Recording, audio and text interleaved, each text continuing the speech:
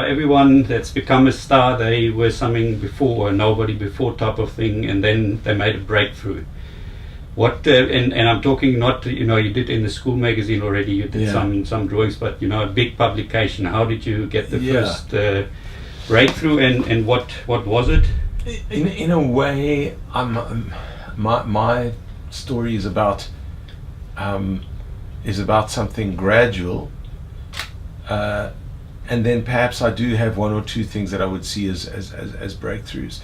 But the gradual thing was that I saw myself as a cartoonist for all those years that I was at school, although I wasn't doing art.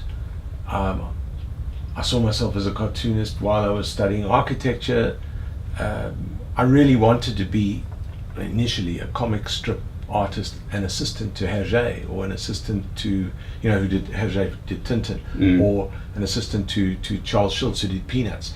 So those things were always in the back of my head, and then I started becoming a little more political through school into university, but it was very gradual.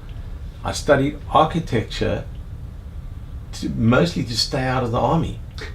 Seriously, I didn't really want to become an architect. So in a way, there's a sort of an interim thing happening all the way.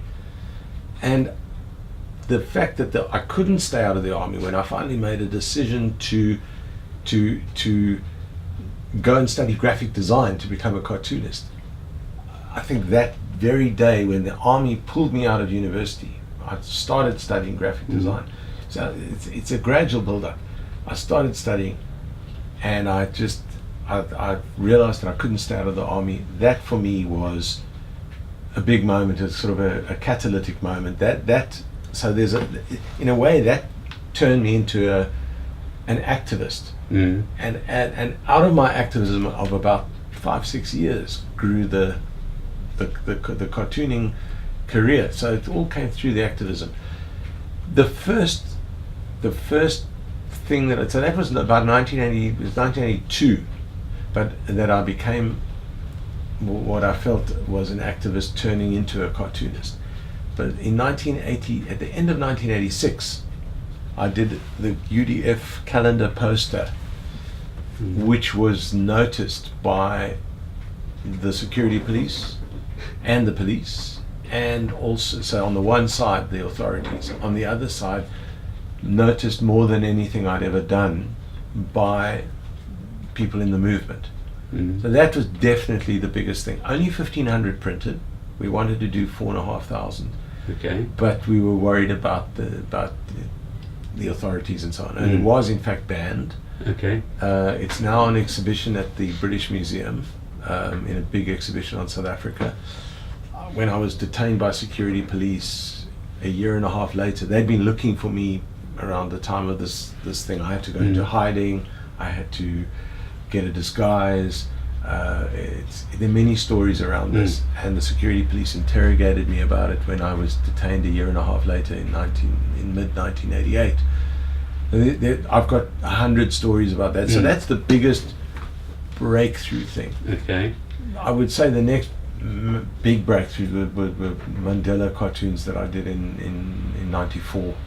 But did you have them? You made them and then try to publish, or was that already you had a contract with the papers? No, well, probably no. The first things I did on spec had come maybe a year before this. I sent 2 cartoons to the old Weekly Mail at the end of 1985, beginning '86, of P.W. Botha. That's one of them. That's one of the 2. They published them in consecutive weeks. Although they had a great cartoonist, they had Derek Bauer in those days. A very anarchic cartoonist, brilliant graphically, the best graphic cartoonist. When I say graphic cartoonist, I mean simply for his drawing ability that this country's ever produced. And very nice, wild, anarchic head. Politically, not, I don't think, completely sussed. He as the situation got more complex, I think that it showed him up a little bit.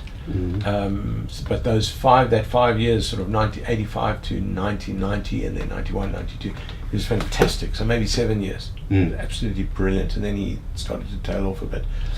Anyway, I sent the cartoons through to the old Weekly Mail, and they published them. The two PW cartoons.